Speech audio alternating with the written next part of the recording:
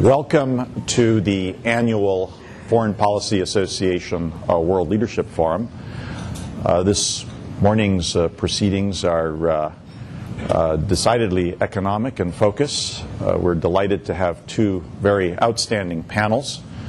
The panel later this morning will be styled Global Economic Growth, and the first panel is the perennially popular Word from Wall Street panel, and we're delighted to have such a strong panel with us this morning. I'm pinch hitting for Matthew Bishop of The Economist. My name is Noel Latif. I'm president of the Foreign Policy Association. And rather than go through the bios, they're in your binder. I'm just going to indicate that we have with us at this time Sharmeen Mosavar Rahmani, who is the Chief Investment Officer for Private Wealth Management at Goldman Sachs, Henry Kaufman, President of Henry Kaufman and Company, Ethan Harris, Chief Economist, Lehman Brothers, and Chris Heisey, Managing Director and Chief Investment Officer with U.S. Trust, Bank of America Private Wealth Management. Welcome. We're delighted to have you with us. And we're going to start off with Henry. You're starting off with me because of age. I intend to make it through this program. It's very nice to be here again with you, Noel. I'm going to talk about the financial setting and some of the unusual dimensions and challenges that are facing us today, and I'm allowed about 5-10 minutes, I understand. One of the challenges that certainly now sits in front of us has been the enormous growth of debt in the United States. Debt in the United States in recent years has grown more rapidly than the growth of nominal GDP. And of course, in recent years, and now it's been highlighted by the growth of debt in the household sector, particularly in mortgages. It's quite obvious that mortgage debt growth in the period ahead is going to slow. And that in itself will have a dampening impact on economic activity.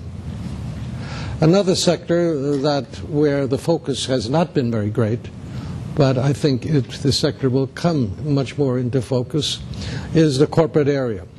Corporate debt also has grown rapidly, but it's in the longer-term sector and beyond 1 year, and it's grown a lot with marginal companies. The big question, I think, confronting corporate debt in the period ahead is going to be the issue of the trend in corporate profits. If you believe that we're in for a period of somewhat slower growth in the United States, even avoiding a recession in the period ahead, spectacular growth in profits by the corporate sector is over. The question is, to what extent will corporate profits be squeezed, and is there a risk that corporate profits will flatten out or perhaps go down? That is a challenge to the corporate community, because if profits slow significantly, we are going to see a squeeze on the capacity of some corporations to manage their debt. There are a lot of heavily leveraged corporations. The focus has been on cash positions, which tend to be large and have been large over recent times in the corporate area. So these are two fundamental issues that sit in the dimensions of debt. But over the period of the last 10 years or so, in particular the last 5 years, non-financial debt in the United States has grown more rapidly, much more rapidly, than nominal GDP.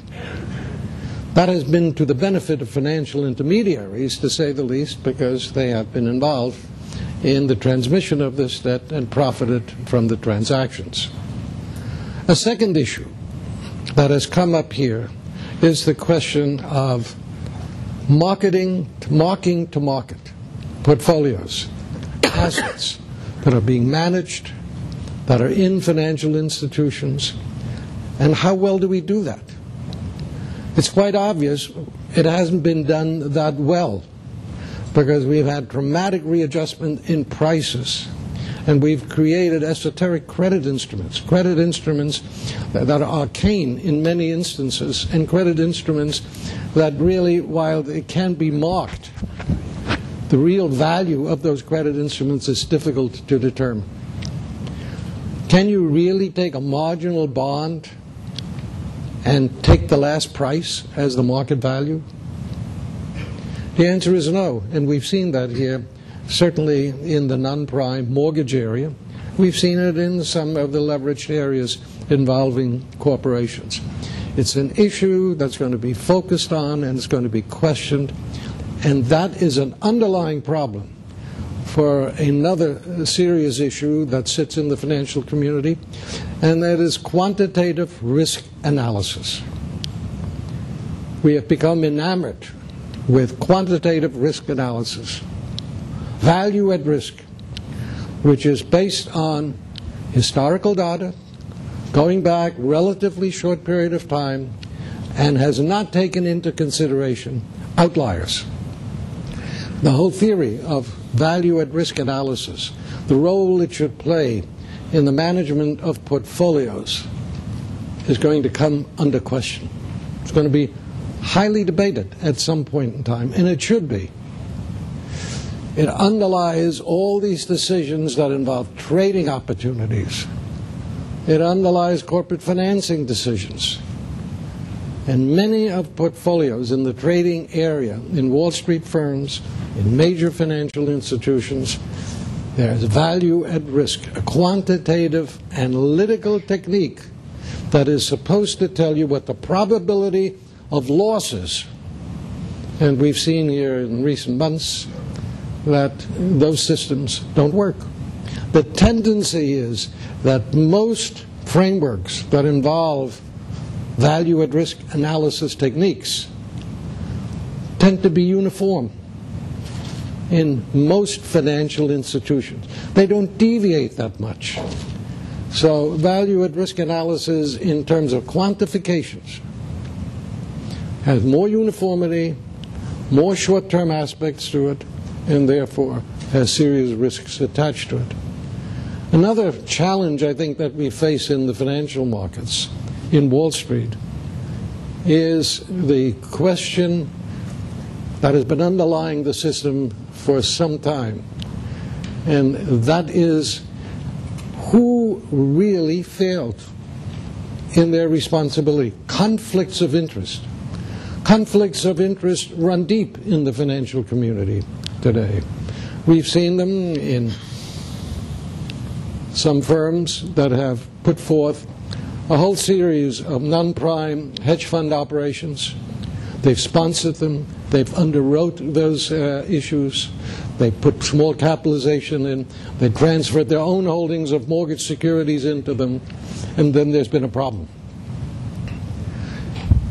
In the last since year 2000, when we had the previous problem in the financial markets, financial intermediaries have been fined over $30 billion for wrongdoings and wrong actions and irregular behavior. Now, that raises the final point which I want to make is, who is responsible for managing our financial system today?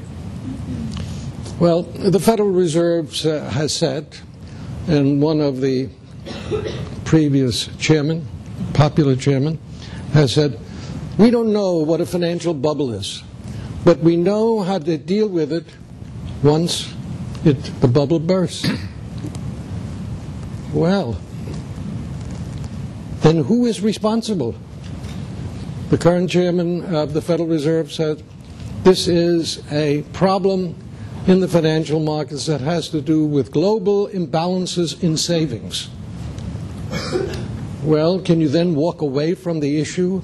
Who is responsible for managing the financial system of the United States? I doubt that.